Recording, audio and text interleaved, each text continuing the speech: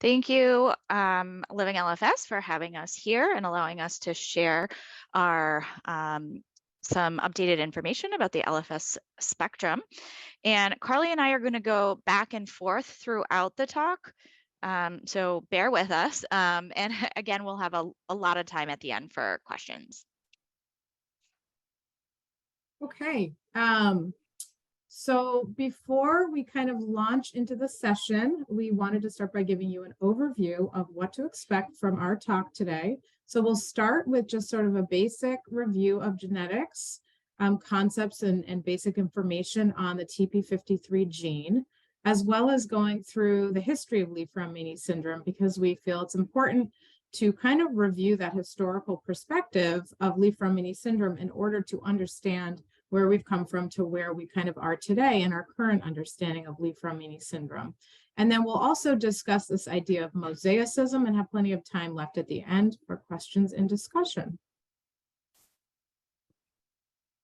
So let's start with a little review of genetics concepts. You may know this already, but to review, our body is made up of billions of cells. Within each cell is our hereditary material, which is our DNA. And DNA is sectioned off into genes, which are packaged on these X-like structures, which are called chromosomes. Genes provide the instructions to make proteins, which help our bodies to grow and develop. We have 2 copies of almost every single gene in the body because we get 1 copy from our mother and the other copy from our father.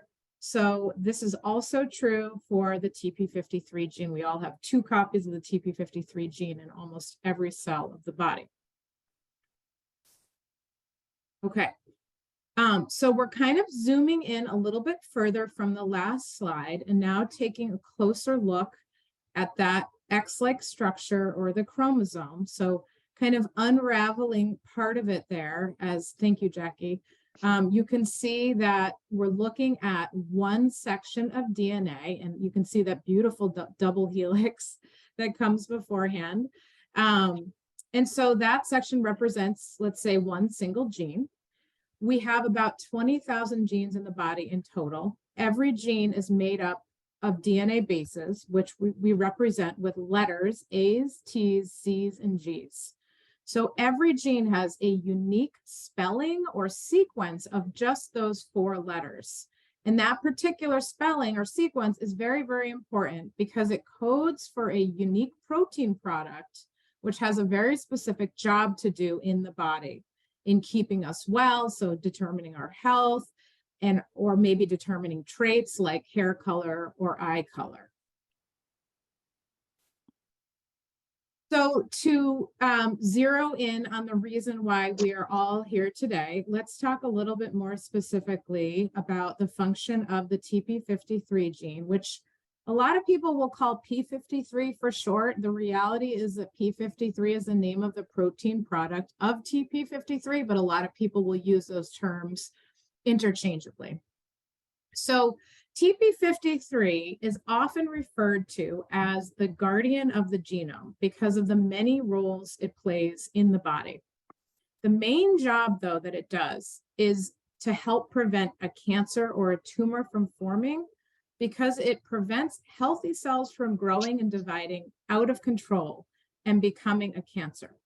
So it's called a tumor suppressor gene. And there are many different tumor suppressor genes in the body, but this one is I would say, a very, very important one.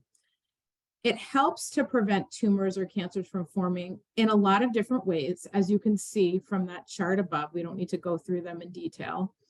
But it is often considered to be the most important tumor suppressor gene in the body because it is so important for preventing cancer in so many different tissues and organs of the body.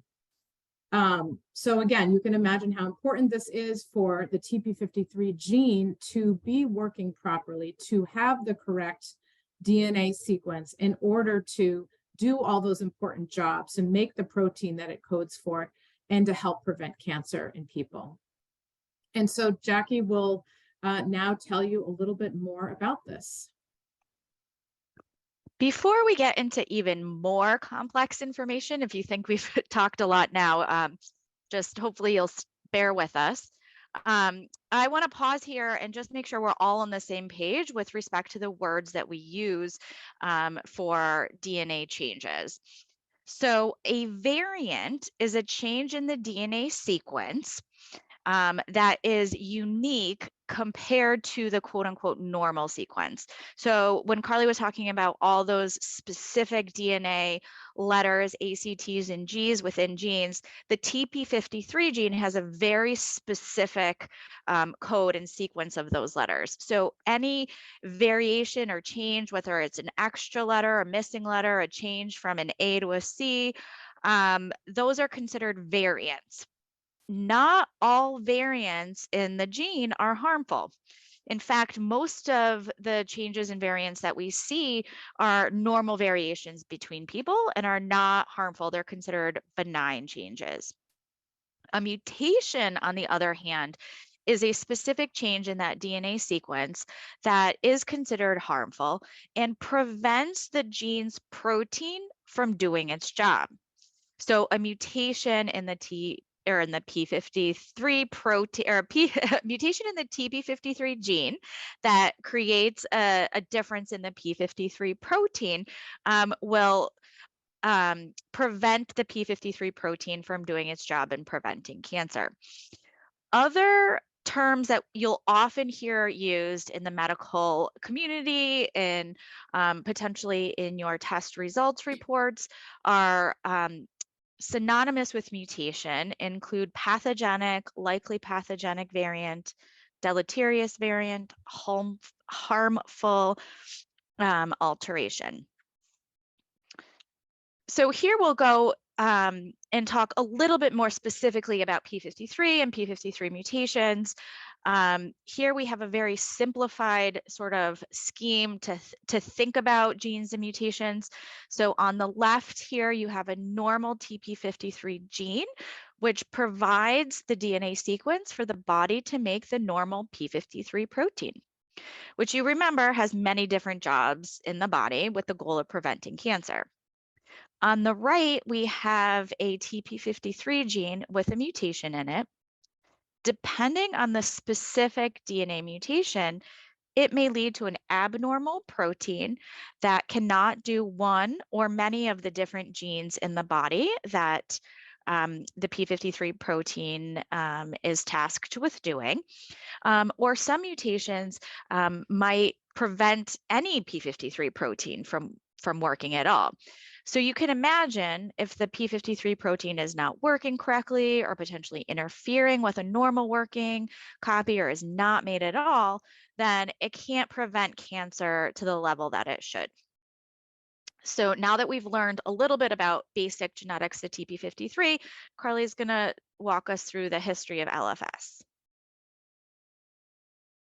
Okay, so again, as you may already know, Li-Fraumeni syndrome was first described in 1969 by Drs. Frederick Lee and Joseph Fraumeni, based on finding families with very specific and significant cancer histories that, included things like bone and soft tissue sarcomas, really young breast cancers in women, adrenal cortical carcinomas, choroid plexus carcinomas, brain tumors, and leukemias.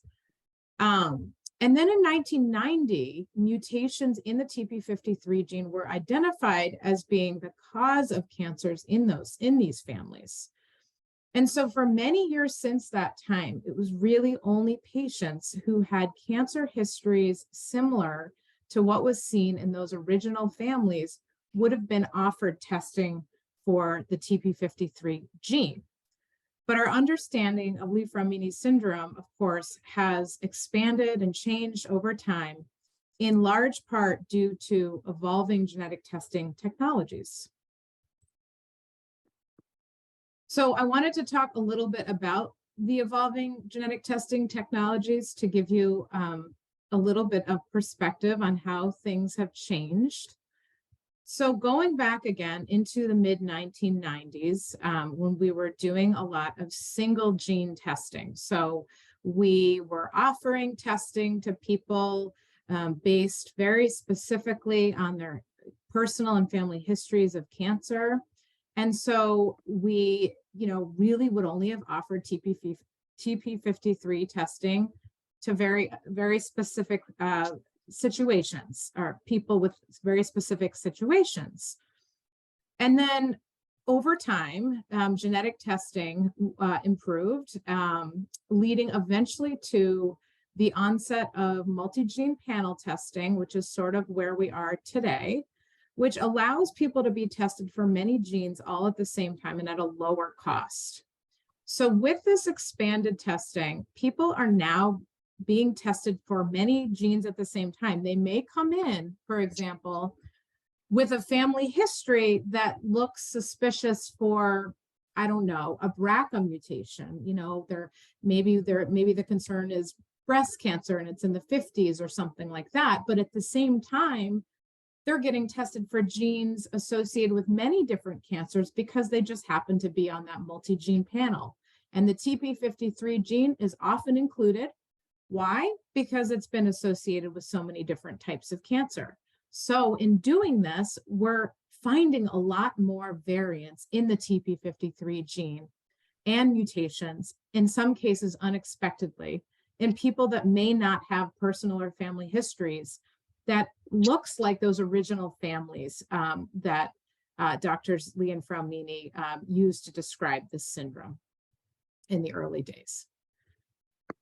So as a result, we are finding hundreds of different variants in the TP53 gene. Some are harmful and they're acting like mutations. Others maybe are just kind of harmless and not making any difference, but we're finding these variants in all different parts of the gene. And so this is just, you don't have to understand what you're seeing here, but just to give you a general overview that there's lots of different changes that we're finding in these genes as a result.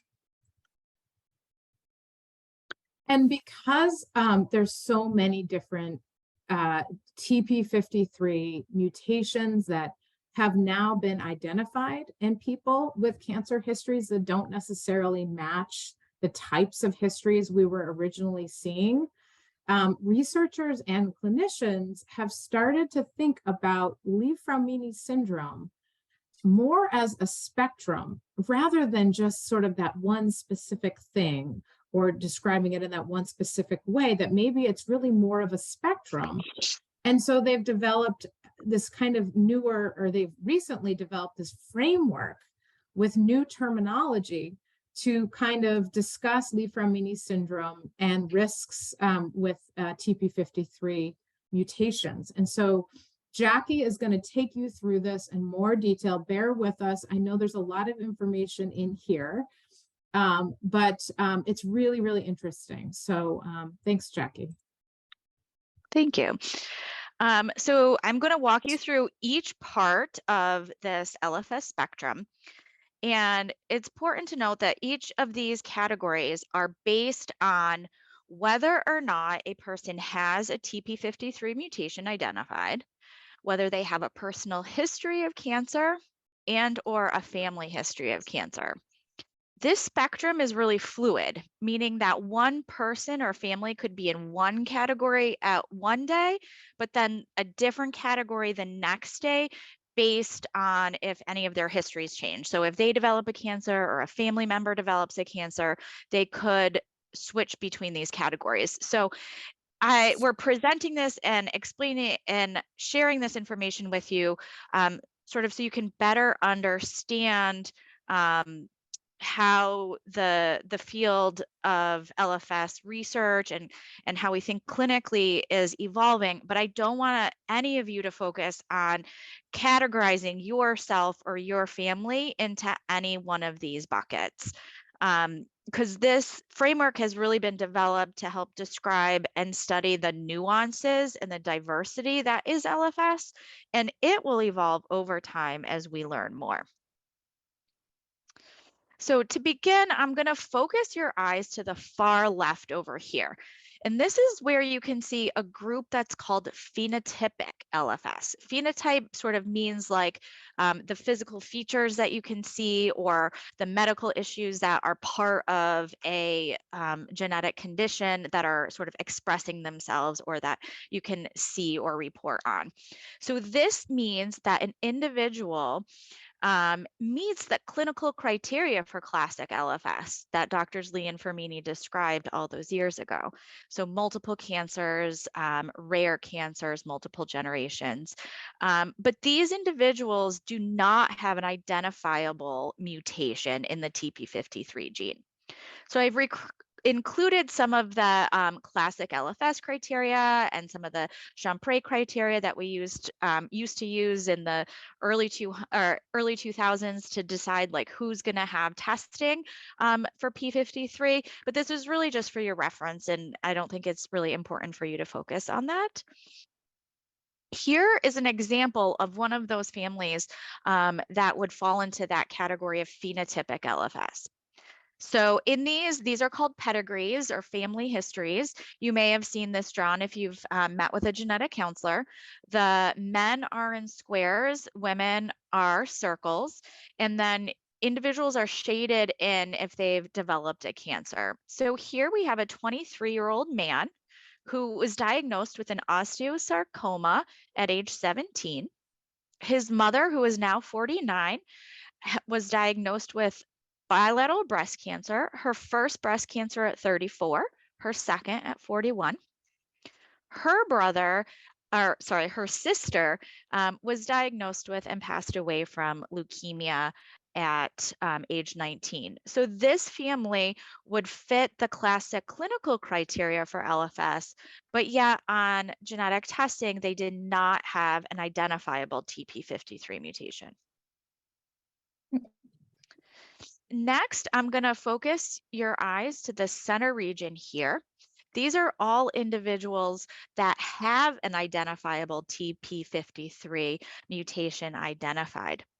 And this is really the bread and butter of sort of this spectrum, is to really help try to distinguish people who are carriers of a P53 mutation but haven't had cancer, and then to also distinguish between families that have that classic LFS with multiple cancers, multiple generations, the sarcomas, the breast cancers, the childhood cancers, leukemias, and brain tumors, and really distinguish them from the families that don't meet that classic criteria. So on the left here, you have an individual with LFS. So this individual would have a TP53 mutation. They have had cancer, and their family history is consistent with a classic presentation of LFS. An LFS carrier might be a member of that family, but they themselves have not had cancer. Over here, we have an attenuated LFS carrier. So this person has a P53 mutation, but has not had cancer. And they, and other members of their family who've had cancer would fall into this attenuated LFS category. Incidental LFS is a person who has a P53 mutation, but does not have a personal cancer history and does not have a history that's consistent with the classic LFS. So this is when Carly was talking about a woman might come in with a breast cancer in her 50s and have the panel test. This might be a woman who comes in because her mom had breast cancer in her 50s and is looking for testing. So this woman does not have cancer. Her mom only has breast cancer in her 50s, and she has a TP53 mutation. So that's what we call incidental LFS, because we weren't expecting it and it doesn't kind of fit the mold of classic LFS, but it's still within this spectrum. Here's an example of a classic family. So this woman has a sarcoma at age 31. She was previously diagnosed with a breast cancer at 24. You can see multiple individuals over multiple generations with classic core tumors. So she would be considered to have LFS. Her brother, who was unaffected, but carries the TP53 gene mutation would be considered to be an LFS carrier. This is an example of an attenuated LFS family. This individual is a man who had an astrocytoma brain tumor at age 22, and he has a family history of cancer, but this family history does not quite fit the classical criteria. So he would be considered as having attenuated LFS. His two daughters who tested positive for that familial TP53 mutation would be considered attenuated LFS carriers. So a lot of people want to know why do we see this spectrum? Why is everybody with LFS a little bit different? So one of the main reasons that we think about is because of those hundreds of different mutations that Carly had shown us in the P53 protein. So each mutation can be located in different parts of the gene and can affect one or more of the different jobs that the P53 protein has to do. So some of these mutations may impact the function of the P53 protein more than other mutations. But we know that the specific variant or the specific mutation within the TP53 gene is not the only answer, because the same mutation can look very different, or I should say the LFS cancers and the family histories can look very different between two families that have the same exact mutation. And even within the same family, two family members that have the same mutation may have a very different presentation of a cancer history. So we know that the specific mutation is not the only answer. There are other, what we call modifiers. So there are other genetic variants in other genes that interact with P53, maybe other genes that have protection against developing cancers. And this is still really a novel area in the infancy of genetic and LFS research that, there's still a lot to learn in this area. We also know that there's a number of environmental factors that can play a role. So for example, if a person is a smoker, then they have a higher risk for developing cancer than a non-smoker. Males who have a P53 mutation tend to have a lower risk of developing cancer overall than a female who has a TP53 mutation.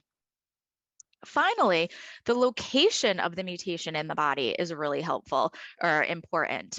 So if you notice, the final category on the right over here are individuals who do not have LFS. These individuals have a mutation in the TP53 gene, but it's only in their blood. And this is known as clonal hematopoiesis. And Carly is going to go into a little bit more detail now of what of the importance of the specific mutation in the body and what that means. Thank you.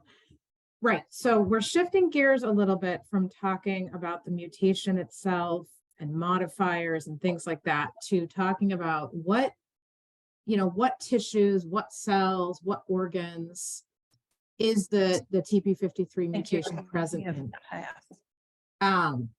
So mosaicism is the term that describes when there is a mutation or a genetic variant that's in some but not all the cells in a body. So this is kind of a nice little diagram that it shows a particular type of mosaicism, but you can see that it's supposed to represent this green cell there. Yep, thanks, Jackie. It kind of represents the mutation is in that cell. The pinkish red ones are thought to not have that mutation. And then as this human is forming and the cells are growing and dividing, some of the cells in the body end up having that mutation and some don't. So you can see in this sort of fully formed human, its parts are green and parts are sort of pinkish red to kind of get the point across that that's in some cases what mosaicism could sort of look like. So I wanted to talk a little bit more about mosaicism. So this has come up a lot because a lot of times, I shouldn't say a lot of times, but it's not uncommon for a person to do genetic testing and then get a genetic test report that describes a TP53 variant or mutation as being mosaic or possibly mosaic, which usually leads us to scratch our heads a lot because now there's a lot to think about. Because when we have a result like that, it's actually at this point in time, maybe this will change over time, but at this point in time, it's pretty much impossible to know exactly what cells or tissues that mutation is present in and which ones it's not present in. There is some follow-up testing when someone gets a result like that can sometimes help to clarify things, like doing a skin biopsy, for example. But we often don't have the exact answer to these questions. And there are several different types of mosaicism, so we have to consider all of these possibilities. Jackie mentioned CHIP a few minutes ago, which really just stands for this long name, clonal hematopoiesis of indeterminate potential. And that just means that there's a bunch of mutations found only in the blood of somebody. It is not Li-Fraumeni syndrome, and it is a phenomenon that tends to be more common in people as they get older. So we have to, look out for that being a possibility when we get a result like that. Other types of mosaicism, somatic means it's in the tumor only. Constitutional mosaicism means that it's in more than one, but not all the body tissues. And then there's also gonadal mosaicism, which means that the mutation is not found in the body, but it's found exclusively in the sex cells. So like the sperm or the egg, and then it's in some, but not all of those. And so, depending on what we know about the type of mosaicism in a person that has a TP53 mutation, it can be really, really hard to know, what kinds of cancers are they at risk for if we don't know exactly what tissues or organs that mutation is in. And is that person at risk for passing it along to their, to their children or other family members at risk? Is it in the gonads or the sex cells? So these are all some of the questions that are in our brains when we're looking at results like that. Can make things complicated, but we have to be really thoughtful about the way we approach those. So in general, I know that was a lot of information and we should have plenty of time for questions and discussions, but I think some of the important takeaway messages that I think probably so many people that are here today already do these things, and that's why you're here. But if you don't already know what your particular TP53 result is, like your particular variant or mutation, you definitely need a copy of your genetic test results. It's nice to have an electronic version. It's nice to have one, a paper version and keep it in a file. So if you don't have one, ask your provider for one. Always communicate with family members if you can about any new developments to the family in terms of cancer diagnoses, people who've had testing and their results, because it helps us to better understand the whole thing.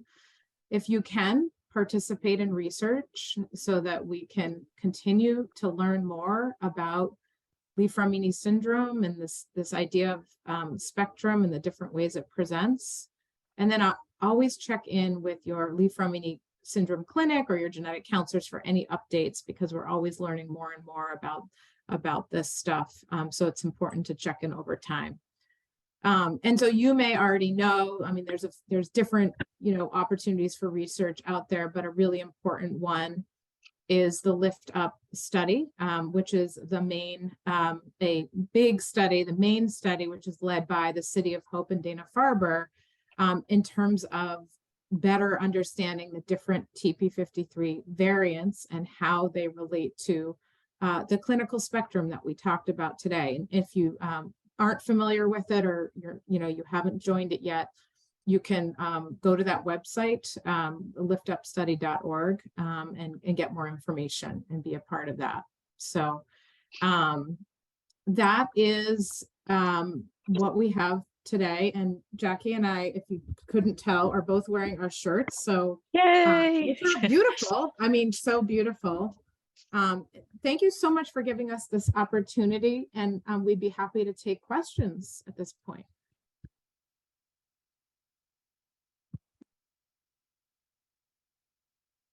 I have a question. So I received my Li-Fraumeni diagnosis in 2010. And I'm just curious, just obviously given your presentation, I personally don't know. I don't know the specific location or what type it is. I have my sequencing report. Do you suggest being retested? Since I was tested in 2010 and I've had 5 primary cancers. Take that one, Jackie, if yeah. You probably don't need to be retested because those results aren't going to change over time. But I think what changes is our understanding of the results. Right. So, what you may have been told in 2010 might be different. I don't know exactly. I don't know if you have it, if you saw a genetic count. I mean, it's been a while. So they may not be there anymore, right? Right. Yeah. And I mean, I go to MD Anderson, and Okay. they obviously I'm treated as obviously a Li-Fraumeni patient. Yeah. But I'm just, I feel like I've met so many people who've gotten a Li-Fraumeni diagnosis, and their testing is very different, and they test skin biopsies and stuff. And I feel like my report isn't as it's not very clear, to be honest. So I was just curious if there was other tests maybe I should get. I mean, obviously I know I have, but I'd love to be, have a more specific report. Well, my suggestion, I assume Jack is going to agree with me here, but I would suggest you get linked up with a genetic counselor, because it's been so long since you got your testing that if you don't have anyone at this point, this is a great time for like a follow-up. I know it's a very long-term follow-up, but it's almost like a brand new session, which is fine, and Definitely. That way, whoever you meet with can sort of reevaluate your results, see if there's any reason to retest, or to maybe the genetic counselor wants to contact the lab to better understand what it means. I think a genetic counselor would be a good person to sort of help you navigate those things. Jackie, does that sound about right to you? Yeah, absolutely. And I think the key is that our interpretation or our understanding of the variant changes over time, not the actual variant itself. And it reminds me of a really important point that we're talking a lot about the LFS spectrum. And I was talking about the different bins that you can sort of put people into if you want, from a research perspective or a clinical perspective. But at the end of the day, we are recommending the same surveillance to all individuals who have a P53 mutation. And so the point and the purpose of all of these, the research and, the binning, is to really help narrow down our surveillance and to help figure out, is this person, should they be getting the classic LFS surveillance that we offer everybody, or maybe they're more attenuated or incidental LFS? Should they really be getting the same level of screening? Are we over screening, or are we under screening? Or, so those are all thoughts and considerations that we're hopefully going to be learning more over time. I have a question. I was interested. Is it okay to ask? Yeah. Absolutely. I was interested because you referred in passing, and I missed the beginning of the talk, to very different results in different people with the same mutation, and certainly seen that in my family. My father had 2 primary cancers, died of the second one at 55. My sister died at 34. My brother hasn't had anything but fairly trivial skin cancers, and he's 67. I had breast cancer, but I'm still here. My son died at 19. How do you account for this? This is what's driving me crazy. Why do some people do so much better than others? And we all have the same mutation. And second question is maybe not one you could answer, but my other son, who has had no cancers, we don't know if he has it or not. He hasn't been tested yet. He didn't want to before. Now he's changed his mind. He does want to get tested, and but he has no insurance. And so I was wondering if there's a research study where he could get tested, that it wouldn't cost him anything. I think those are two really great questions. I'll address the first one. I mean, that's the $1 million question, I think, is the one that you posed, is like, why does somebody with the same mutation develop cancer or develop 5 cancers when another person with the same exact mutation doesn't develop any cancer? And what the hardest part, I think, about LFS and being a clinician is the uncertainty around it. So we know that you have an LFS mutation, but we can't predict if you're going to develop cancer or when you're going to develop cancer.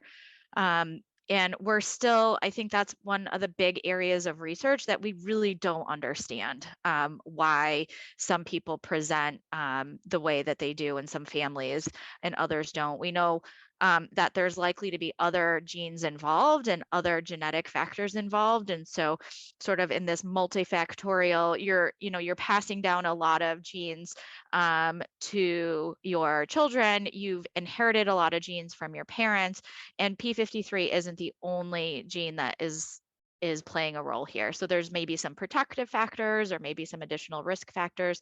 We kind of think of that as a multifactorial approach, and there's a lot of research going into try to find these other variants that may be playing a role. Environmental factors, and then really a lot of factors that we don't understand. So we appreciate all of you and thank all of you for participating in the research, because you are the ones that are going to be able to answer, to help us answer those questions for you. Thank you. Your second question was, I think, about testing a family member who doesn't have insurance. Correct. Is that right? Yes. Yes. Now, just to make sure I understand the question, though, is the issue, is it that there's a cost concern, or is it more of a discrimination concern? No, it's a cost concern. He lost his job. Yeah. He's looking for another job, but right now he doesn't have insurance, and he finally decided he would like to know whether he has the Li-Fraumeni. So I guess I don't know off the top of my head. I don't know if Jackie might know the answer to this in terms of I don't know if Lift Up, I can't remember what the criteria is for that and whether they do the testing themselves. I'm guessing that they don't. But what I do know is genetic testing, especially if there's a known mutation in the family, is pretty reasonable by comparison to how much it used to cost. So even if someone doesn't have any insurance, usually you can get, tested for the mutation in the family or even the entire gene for a couple $100. Even if somebody doesn't have, insurance to cover it. So I think in some cases, and I don't mean to suggest that that's not a lot of money, because I know it's still a lot of money, but I think one option, sometimes people think it's thousands of dollars because genetic testing used to be very costly when we were going one gene at a time and it frequently wasn't covered. So sometimes family members can just help pitch in to get something like single gene or single site testing done. Jackie, did you know of any research studies that would do the testing for free? I don't know of any research studies that would test for free, but I know there is one company. Yes, I got a note to share the link for Lift Up. I will do that. So there is one company that I know does single site testing for $50. There's our nonprofit, Kathy Baker, thank you. My nonprofit organization, My Faulty Gene, can provide testing free of charge for underserved, uninsured, and underinsured individuals. I love that. Thank you. Yep, that's great. Kathy, if you can post the link to your organization in the chat, that would be awesome. And I just put the Lift Up study link in there. It's disappeared. It's liftupstudy.org. Thank you. Sure. Do you see, does everyone see it in the chat? Down at the bottom of Zoom, there should be a button that says chat. You can click on that and you can see all the latest chat messages.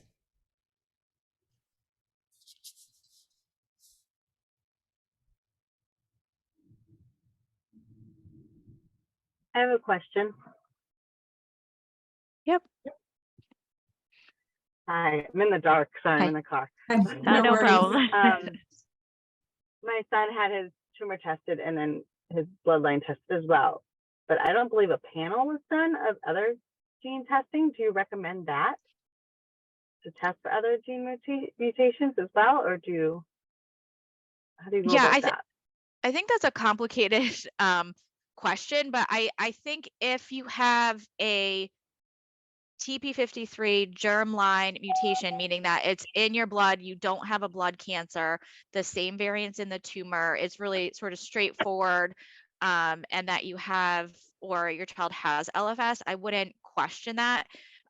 We're often doing broader panels, not to necessarily help us characterize that LFS or to help move the needle on the spectrum or predictions. It's more to understand, are there other cancer genes also present in the family that may impact cancer risk? And so sometimes you'll have one side of the family that looks like that the LFS is coming from, and the other side might have another genetic syndrome like BRCA or Lynch syndrome or sort of other things. And so the broad panel helps us capture individuals who may have those syndromes, and we don't expect it, similar to the experience we have with the P53.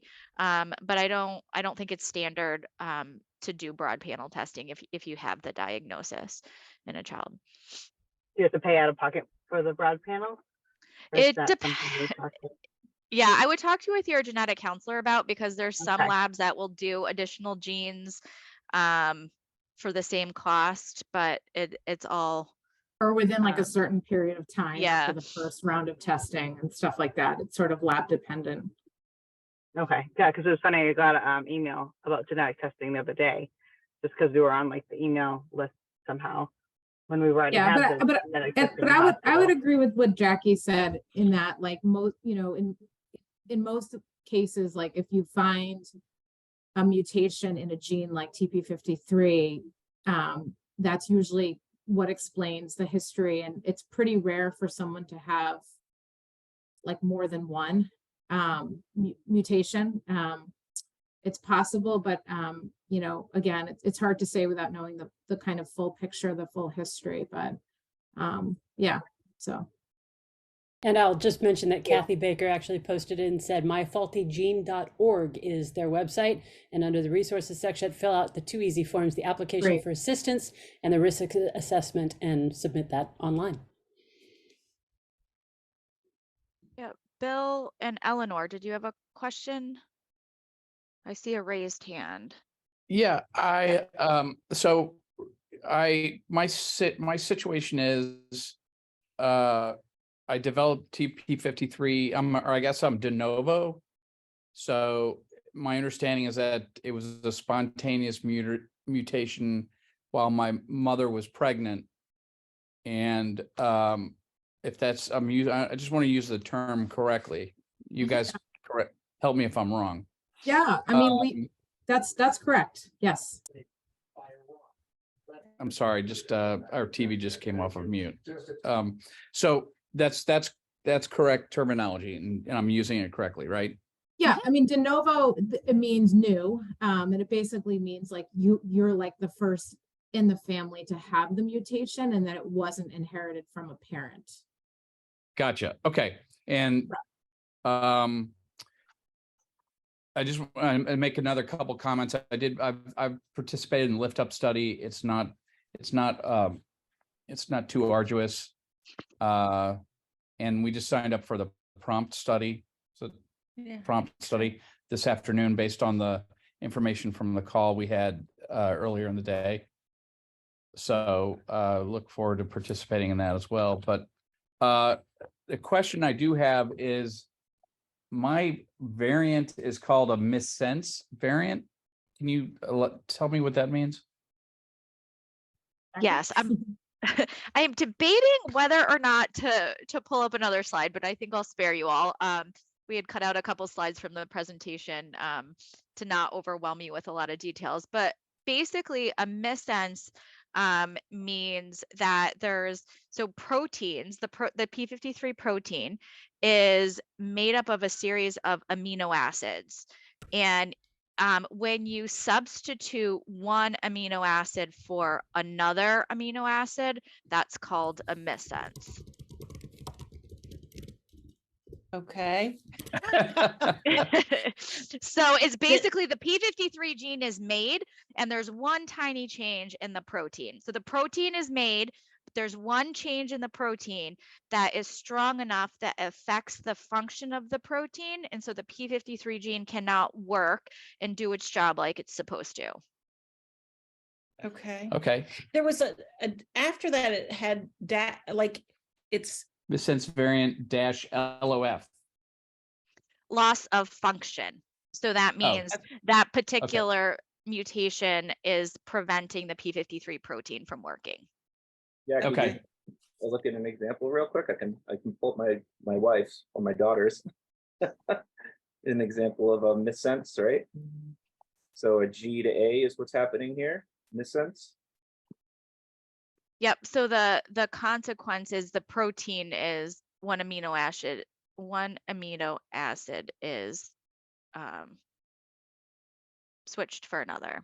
Yeah, and so somebody in the chat was asking about doing their own research and things like that. ClinVar is where you can go in and type in the coding. oh real okay. So if you want to look at it, it's very difficult to interpret, though. This is why we think genetic counselors are basically our translators, right? They're able to pull this down, and down below you have the interpretation. So I think it was in 2016, my wife's was downgraded from likely pathogenic to variant of uncertain significance. So it can show all the reviews of the different studies that have been done. So Okay. Yeah, I mean, we're sort of late to the Li-Fraumeni game. Bill was only identified as having Li-Fraumeni mutation less than 3 years ago. It was in the middle of COVID, and it was sort of a surprise finding, but he had 3 primary cancers, and he comes from a genetic pool that, they live long and well, and yet he's presenting with all these crazy things. And but that popped out, so it made a lot of sense. So we just need to get up to speed. So ClinVar, I'll look at that and see if it's got anything else in there. On the And do you, Bill, do you have a genetic counselor that you talk to? I do. We only talk to her once or twice. We don't talk on a regular basis. Right. Yeah, I know that's the way it is with unfortunately, we don't typically do a lot of long-term follow, but I'm sure that I'm sure you all talked about the fact that with the de novo one, although it wasn't inherited from someone, you could have passed it on to the next generation. Yes. We had both of our boys tested. Okay. And fortunately they're both negative. Oh, So, good. Great. I didn't play baseball, but we're batting 250. I was going to say the genetic counselors, even though we only meet with you once or twice, we are happy to talk anytime. Yeah. So don't hesitate to reach out to your genetic counselor, because when we say, if you have any questions, please reach out, we mean it. So. Jackie and Carly, we did actually have somebody that posted in the chat, and Greg has already answered, but I thought I'd put it out to the group in case you have any further feedback you want to give on that. She said, I have my son's variant info, but how do I learn more about it? I've had 3 primaries and I'm trying to better understand his risks. Yeah, I think that's a great question. And it's a good one to talk specifically with your genetic counselor about. And then we can help you find a genetic counselor in your area if you don't have one. Because I don't have one. Yeah, let me Jackie, does NSGC still have the find a genetic counselor? Yep, I was just gonna pull that up. The easiest thing they need to do right now too is just send an email to hello@livinglfs.org. And Did you repeat that? Greg, can you repeat that? I just put it in the chat. It's hello@livinglfs.org. That's our email address. Thank you. You put it in the chat? Perfect. And then that's what we're here to do, right? We're here to connect the people to the Yeah. resources that they need. This is what we're here for. Exactly. So don't Exactly. be afraid, Greg at livinglfs.org, Andy at livinglfs.org. If you need help, this is what we're here for. And Bill, you had mentioned some studies that you were involved in. That's great. I don't know if you've heard of the Edison study yet or not, but essentially it's a consortium of all the major cancer institutions, not all of them, but a lot of major cancer institutions that were grouping together to try to develop a blood test for circulating tumor DNA. So you can go to edison.org and read up on that. And I just put that in chat as well. Yeah, we saw that today in the earlier Zoom meeting, and we just haven't had time to sign up for that one yet, but we definitely will, because it's the only way to learn more. Yeah. Yeah, I think we as part of the Edison, that there are a number of institutes across the country that are all part of this consortium, and you have to be, unfortunately right now, you have to be a patient with one of those institutions in order to enroll. But definitely reach out, and I think the NIH is one of the groups that was helping us during the Living LFS camp, family camp, enrolling on their study and providing samples during camp. But I'm not sure what the status is for their group right now on enrolling patients that don't go to their facility for care. Yeah, I think you're right. I did look at the Edison. I just briefly looked at it, and it said, if you how to sign up if you were getting care at certain specific sites. We're at WashU in St. Louis, and they're not one of them. But try another way. We're looking at ways in order to join through something like the NIH, and then be able to go to your, primary care doctor and get a blood sample and send off. We're not quite there yet on that collection, but definitely stay tuned. Okay. There's currently a test called the Grail test. I think the company is Gallery. Mm-hmm. That sounds like the same kind of thing. It's a large clinical study in the UK, and I think they're starting one in the US. If they haven't already started, they're gonna. It's not FDA approved, but you could actually, I think you could pay on your own for the test and get it. But is that similar to what the man was just talking about? Sort of. We're actually, the Edison Consortium is actually talking with Grail and potentially maybe using their assay.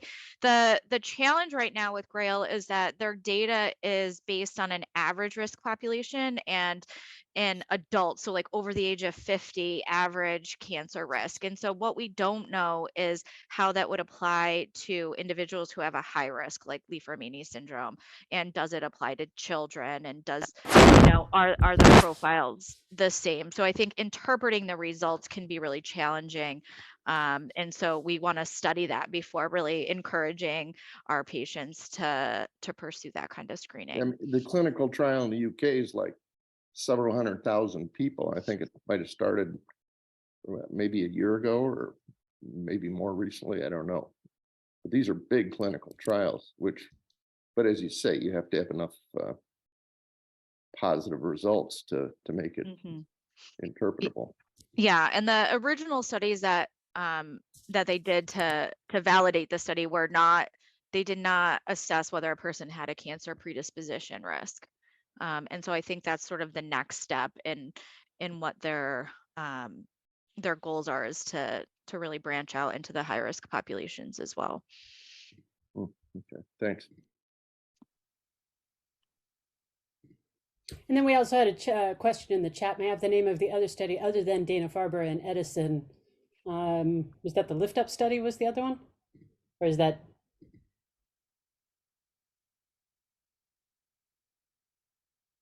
It's the other one that Bill mentioned. It was prompt, or it was the prompt study. Yeah, and that was like a pen. Was it a pen? Yeah. I think it was a pen. And that was, we didn't have to send in any samples so far. Of course, I just did it today, but they may ask, I don't know.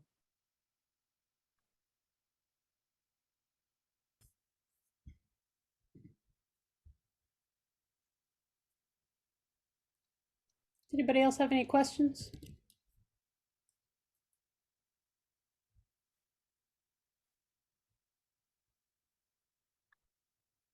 Was this helpful for everybody? Good stuff. Good to Very see. much so, yeah. Yes, thank you. Very good, thanks. Well, thank you all for coming out. This was a lot of fun. And also happy to answer any questions over time if you want to reach out. Jackie at livinglfs.org, like Greg said. I'll if we get a lot of questions, I'll rope Carly into helping Yeah, I was out. gonna say, I'm happy. I don't have a Living LFS email address, but I will put in my work email address. And I'm happy to help. Absolutely. Greg, do you want to Yeah. talk a little bit about the other things that we've accomplished on LFS Awareness Day today? Oh yeah, we've handed out 38 grants today, $1,000 That's each. amazing. Yeah, it's been awesome. Our donors are amazing. Even, you know, from, I think Andy said this morning, from $5.30 all the way up to $11,000 for the donors, but they're all important, you know, so getting people together like this, getting folks like Jackie, Carly, Kat, you know, folks who are from the medical community to help us out has really changed sort of the direction and what we can do as an organization over these last few years. And without them, you know, it's just helped us so much. We're 100% volunteer effort. None of us make a dime off of this thing. So any donations we get go right back to the community and along with our time, which is even more important. I think. So thanks everybody for coming today, and Andy for your help this week and in this month and years now you've been with the organization. So thank you very much. I'm hopefully not missing anybody from the organization on the call. Oh, Robin's on there. Hey, Robin. Robin's on with us. Inga is on with us. Yeah, Kat is here.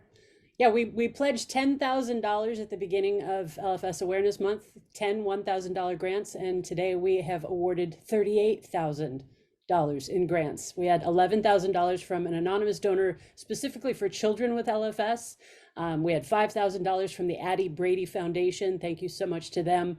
$5,000 from our community members, Craig and Barb Kirkpatrick, Snarky Cancer, who has provided all of these fantastic t-shirts. They are providing grants as well. And then the Mills family made a couple of large donations, as well as people donating on behalf of the Mills family. And then all of our, like Greg mentioned, all of the donors who donated, everything from the smallest donation up to the largest, they all made it possible for us to give a record number of grants today. So if there are grant recipients, or rather grant applicants on the call today and you have not heard from us, check your voicemail, check your email, and check your PayPal. Or also be watching your mail, because you might be getting a check in the mail as well.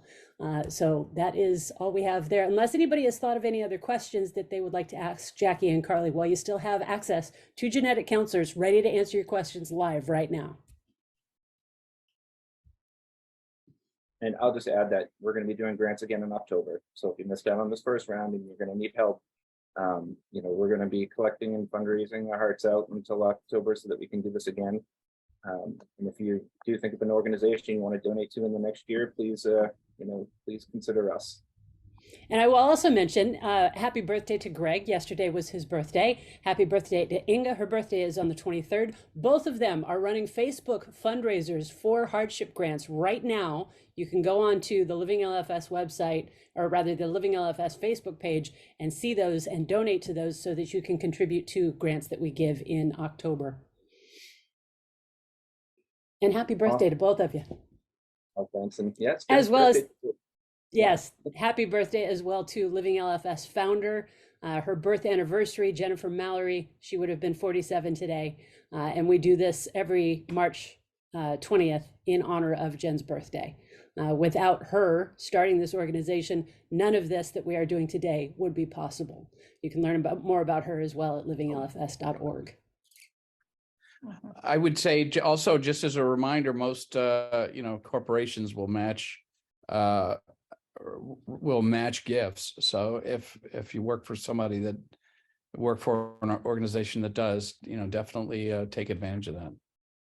And we are 501c3 approved, so we are, you know, qualified nonprofit. So, very good. Thank you for that, Bill. Appreciate the mention of that. Greg, what's your doggo's name? This is Mickey here. She's a lunatic.